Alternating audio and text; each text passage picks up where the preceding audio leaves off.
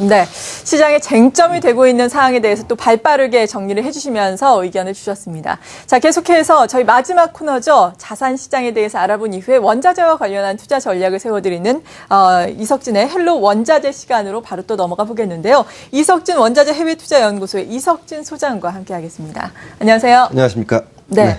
지난주에 또 원자재와 관련해서 책을 내셨다고요? 네, 그렇습니다. 네, 축하드립니다. 네, 맞습니다. 네. 원자재 시장 투자와 관련해서 네. 또 길잡이 역할을 잘 해주시길 바라겠는데, 네. 오늘 먼저 전반적인 자산 시장의 특징부터 살펴보고 이 시간 문을 열까요? 그렇죠. 이제 아무래도 5월 마지막 네. 이제 진행되고 있으니까요. 5월 달 한번 정리해 볼 필요가 있을 것 같은데요. 5월 하면은 그 주식 시장에 유명한 격언이 있죠. 셀인 메이라고 해가지고 5월에는 이제 주식을 팔고 시장을 떠나라라는 맞아요. 얘기가 있습니다. 그만큼 5월 달에 이 주식 시장 성적이 별로 안 좋았다는 얘기인데요. 2014년 5월은 예외가 될 것 같습니다. 전반적인 자산 시장이 모두 다 좋은 성적을 올리면서 마감이 될 것 같습니다. 차트를 보시면서 말씀드리는 게 나을 것 같습니다. 차트를 보시면은 이제 그 지난주와 5월 전체의 성적표를 보실 수가 있을 건데요. 파란 선이 5월 달 전체 성적이고요. 그다음에 빨간색이 지난주 성적을 보여주고 있습니다. 가장 특징적인 부분이라고 한다면은 지난주 같은 경우는 이제 선진 증시와 신흥 증시 모두 강세를 보이면서 사상 최고치를 나란히 경신한 시장이 있었다는 점인데요. 선진 증시에서는 S&P 500 지수가 사상 처음으로 마의 1900포인트를 돌파했고요. 신흥국에서도 인도 증시 같은 경우는 사상 최고치를 기록하는 기염을 토했습니다. 유럽 증시도 6주 연속 상승하면서 좋은 흐름을 이어가고 있고요. 5월 전체로 보면은 역시 원자재 시장의 국제 유가가 월간으로 4% 이상 상승하면서 가장 좋은 성적을 올렸고요. 네. 신흥 증시 역시 4%에 육박하는 강세를 보였습니다. 이렇게 대부분의 위험 자산이 좋은 성적을 올린 원인으로는 우선 그 지난주 연준 옐렌 의장의 저금리 유지 발언이 큰 역할을 했다고 볼 수 있고요.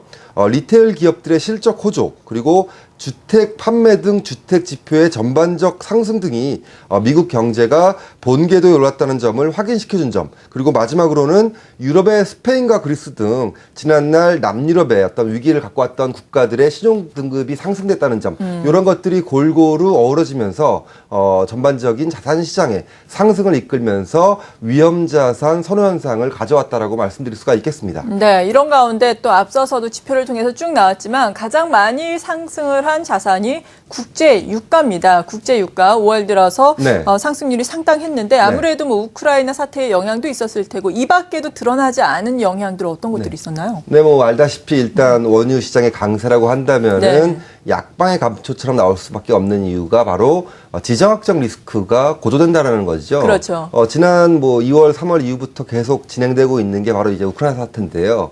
최근에도 이 우크라이나 사태가 진정되는 게 아니라 더 악화되는 게 아니냐라는 우려가 커지면서 지금 WTI 국제유가 같은 경우는 105달러를 돌파하는 등 강세를 이어가고 있고요. 현재는 한 104달러대에 지금 위치하고 있습니다.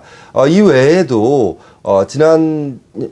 작년부터 진행됐던 리비아 사태 이후에 리비아의 원유 생산이 전년 대비해서 한 84% 정도 감소했다라는 뉴스에서 보듯이 중동의 원유 생산이 정상화되지 않고 있는 부분들도 있고요. 지금 차트에서 보시다시피 이제 활용 점정이라고 할 수 있는 게 그동안 유가 상승을 좀 막아왔던, 억제해왔던 미국 원유 재고가 4월 말부터 지금까지 대략 한 2% 정도 감소하면서 또 다른 유가 상승의 원인으로서 작용하고 있다라고 할 수가 있겠죠. 이런 점들이 전반적으로 골고루 작용하면서 국제 유가가 올해 들어서 계속해서 전반적인 상승세를 이어가는 배경이 되고 있다라고 말씀드릴 수 있겠습니다. 네.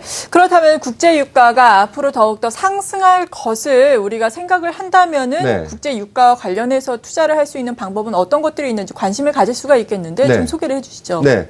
국제 유가가 상승하면 당연히 이제 원유 투자에 대한 관심이 높아질 수 있겠는데요. 그렇죠. 대표적으로 이제 두 가지 방법을 생각해 볼 수가 있겠죠. 네. 하나는 원유, 국제 유가 자체에 투자하는 방법이 있을 거고요. 또 다른 하나는 원유를 생산하는 기업들에 투자하는 방법. 요 두 가지가 있을 겁니다. 네. 첫 번째 방법 같은 경우는 유가가 급등할 가능성이 높다면은 원유 자체에 투자하는 것이 좋을 수 있겠지만은 아직까지는 글로벌 원유 수요가 급증할 가능성이 높지 않고요. 게다가 유가 변동성도 높지 않기 때문에 현재로서는 적합한 투자라고 보기는 좀 쉽지는 않아 보입니다. 네. 하지만 원유 생산 기업에 투자하는 방법은 좀 뭐 고려해 볼 만한, 추천해 줄 만한 그런 전략이라고 보고 있는데요. 이는 그 전반적인 평균 유가가 상승하고 있다는 점을 주목할 필요가 있기 때문입니다. 그 지난해에 비해서 평균 유가가 계속해서 지금 올라가고 있습니다. 작년 같은 네. 경우는 평균 유가가 대략 한 95달러에서 한 96달러였다면은 지금 올해 들어가지고는 100달러 이상을 유지하고 있죠. 이렇게 평균 유가가 올라간다는 얘기는 원유 생산 기업의 마진이 커지면서 기업 이익이 증가할 수 있다는 점이고요. 네. 관련해서 기업들의 주가 역시 상승할 가능성이 높다는 점입니다.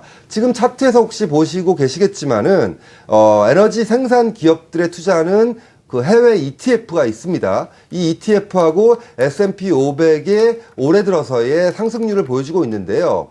올해 들어서 5개월 동안 보시면은 S&P 500 지수 같은 경우는 약 3% 정도 상승한 반면에 에너지 생산 기업, 그 원유 생산 기업에 투자하는 해외 ETF 같은 경우는 대략 10% 정도 상승한 모습을 볼 수가 있습니다. 이는 앞으로도 평균 유가가 상대적으로 높은 수준을 유지할 가능성이 높다는 점을 고려하면은 올해 원유 생산 기업 투자는 성공할 가능성이 높은 투자 전략이라고 볼 수가 있는 거죠. 네. 이 역시 우리가 그동안 계속해서 말씀드린 그 해외 투자, 즉 집에서 할 수 있는 해외 투자 전략이라고 볼 수 있는 거고요. 이 보여드렸던 그 XL이라는 그 종목을 가지고 언제든지 집에서 사시고 파실 수 있는 하나의 전략이라고 말씀드릴 수 있겠습니다. 네, 그렇군요. 국제 유가 올 들어서 좀 오름세를 나타냈지만 앞으로의 급격한 오름세가 예상되지 않는 한 원유 자체에 투자를 하는 것보다도 이것과 관련한 기업에 투자를 하는 것이 좋겠다라고 결론을 지어도 되는 거죠. 그렇습니다. 네, 잘 알겠습니다. 이러한 부분들도 찾아봐야 되겠습니다.